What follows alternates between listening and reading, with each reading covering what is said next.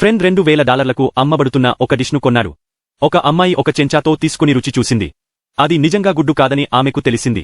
Jack దాన్ని రుచి చూసినప్పుడు అది మామిడి రసం మరియు చల్లని కొబ్బరి పాలతో తయారు చేయబడిందని తెలుసుకున్నారు. తదుపరి డిష్ మరింత వింతగా ఉంది. అది ఒక కుండీలో నాటిన మొక్క. వారు ఆశ్చర్యపోతుండగా రెస్టారెంట్ మేనేజర్ బయటకు వచ్చింది. ఇది ఒక అద్భుతమైన కూరగాయల సలాడ్ అని, దీనిలో ప్రతి అంశం తినదగినదని ఆమె చెప్పింది. ఆమె స్వరంలో అహంకారం మరియు గర్వం కనిపించాయి. జాక్ ఆమె వైఖరికి కోపంగా ఉన్నాడు. అతను సలాడ్ను తీసుకుని వంటగదిలోకి వెళ్లాడు. అతను జిమ్తో తాను ఆహారం తినడానికి వచ్చానని, మాయాజాలం చూడడానికి కాదని చెప్పాడు. జిమ్కు బాధ కలగలేదు. బదులుగా అతను ఒక 5 వాగ్యూ బీఫ్ ముక్కను తీసి ఒక సవాల్ విసిరాడు. జాక్ అతనికి నిజమైన ఆహారాన్ని చూపించాలని నిర్ణయించాడు. అందుబాటులో ఉన్న వాటితో ఒక డిష్ తయారు చేయాలని అనుకున్నారు. అతను ఒక కత్తి తీసుకుని ఆకుపచ్చ ఉల్లిపాయలను చిన్న ముక్కలుగా కోసాడు. ఆ తర్వాత ఉల్లిపాయలను వేడి నూనెలో వేసి వేగించాడు.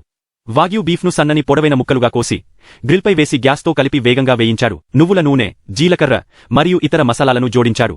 ఒక సుగంధభరితమైన అద్భుతమైన డిష్ తక్షణమే సిద్ధమైంది. జాక్ నిజంగా నైపుణ్యం కలిగినవాడు, కానీ జిమ్కు ఇది పెద్ద విషయం కాదు. జిమ్ ఒక బ్లోటార్చ్ తీసుకుని వాగ్యూ బీఫ్ను పర్ఫెక్ట్ మీడియం రేర్గా వండాడు. అతను స్టీక్ను సమానంగా కోసి ఆకుపచ్చ ఆకులపై జాగ్రత్తగా అలంకరించాడు. వివరాలపై శ్రద్ధ వహిస్తూ ఒక ప్రత్యేకమైన చెక్క పొగను సృష్టించే మ్యాట్ను ఉపయోగించాడు. బీఫ్ను అరగంట పాటు తక్కువ ఉష్ణోగ్రత వద్ద స్మోక్ చేశాడు. ఫలితం ఒక మృదువైన, సుగంధభరితమైన వాగ్యూ డిష్. జిమ్ సాంప్రదాయ చైనీస్ వంటకాలు పాతవి మరియు మార్పు లేనివని భావించాడు. దేశానికి తిరిగి వెళ్లినప్పుడు ఈ సంవత్సరం జాతీయ వంట పోటీలో గెలుస్తానని అతనికి నమ్మకముంది. జాక్ దాన్ని పరిశీలించి జిమ్కు నిజమైన నైపుణ్యం ఉందని ఒప్పుకున్నారు. ఏమీ మాట్లాడకుండా అతను వెనక్కి తిరిగి నడిచాడు. ఆసక్తిగల జిమ్ జాక్ తయారు చేసిన డిష్ను రుచి చూశారు. ఒక బైట్ తీసుకున్న వెంటనే అతను ఆశ్చర్యపోయాడు. బీఫ్ అత్యంత మృదువుగా ఉంది, తాజాదనంతో రుచిని నిలుపుకుంది. అప్పుడే అతనికి అర్థమైంది, సాంప్రదాయ చైనీస్ వంటకాలను తాను తక్కువగా అంచనా వేశానని.